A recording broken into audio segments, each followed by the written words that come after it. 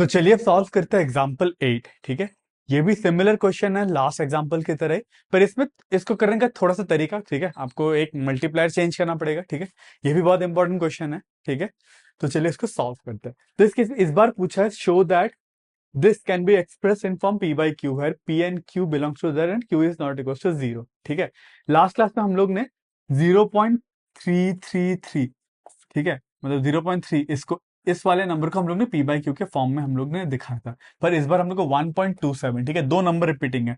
इस केस में एक नंबर रिपीटिंग था। ठीक है, तो इस जब दो नंबर रिपीटिंग हो तो क्या करेंगे? ठीक है, बस वही थोड़ा सा चेंज है, बाकी चीज तो सब कुछ सेम ही है। ठीक है, अब इसको हम लोग सॉल्व करते हैं। ठीक है, चलिए, तो अब सेम सेम कैसे करेंगे जैसे कि हम लोग ने लास्ट में करा था, इसको एक्स एज्यूम करा था, वैसे ही लेट 1.27, ठीक है, repeating will P equals to X. इसको हम लोग ने क्या मान लिया? एक्स मान लिया। ठीक है, अब क्या करेंगे, क्योंकि यहाँ पे दो नंबर रिपीटिंग है, लास्ट टाइम हम लोग 10 से मल्टीप्लाई करा था। ठीक है, इस बार मैं क्या करूंगा? 100 से मल्टीप्लाई करूंगा, मल्टीप्लाइंग बोथ साइड बाय 100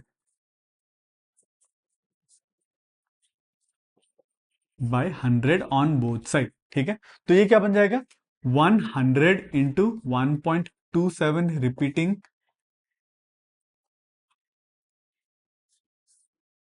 ठीक है, इक्वल्स टू 100x।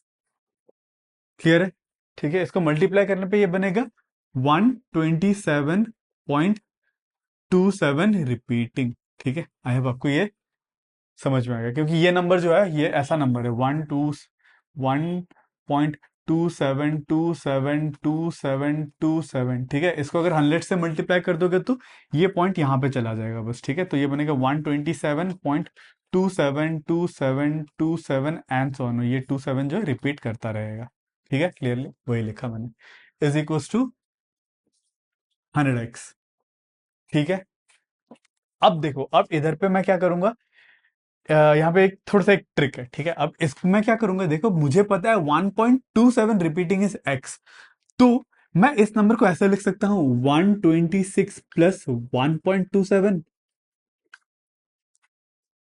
ठीक है, 127.27 रिपीटिंग को मैं 126 प्लस 1.27 लिख सकता हूँ।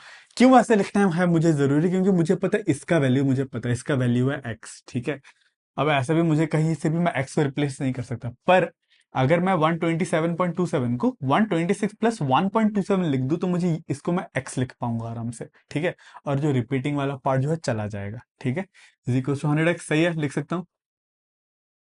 अब देखो, इसका वैल्यू क्या था? इसका वैल्यू था x, हम लोग ने लास्ट अभी इसी को ही एज्यूम करा था ना, 127 1.27 रिपीटिंग को हम लोग ने x एज्यूम करा था, तो इसको, ये भी क्या है? x है। ठीक है, तो नेक्स्ट स्टेप में मैं क्या लिख पाऊंगा?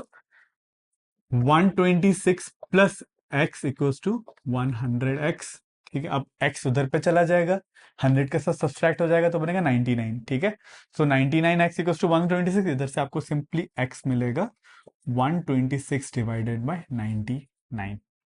ठीक है, अब ये सिंप्लीफाई हो सकता है 3 से कैंसिल चला जाए। ठीक है, 3 4 3 से 12, 3 2 से 6, 3 से 33 और 3 से जाएगा 3, 14 11, तो आपको फाइनली मिलेगा 14/11। इसका मतलब 1.2727, इसका 1.272727, इसका P by Q form, rational form क्या है? 14/11। इसको हम लोग क्रॉस वेरीफाई करके देखते हैं। ठीक है, 14 को 11 से डिवाइड करते हैं, 14 डिवाइडेड बाई 11, 1 11 - 3, पॉइंट देंगे तो 0, 11 2 ज़ा 22 -8। ठीक है, पॉइंट दिया हुआ है तो 0, 11 7 जा 77, 7 टाइम्स 77, फिर से 3 0, 11 इंटू 2 22 -8। ठीक है, 0 इंटू 7 77 रिपीट करता जा रहा है। इसका हमारा आंसर सही है, तो ये भी 1.272727 ही आ रहा है।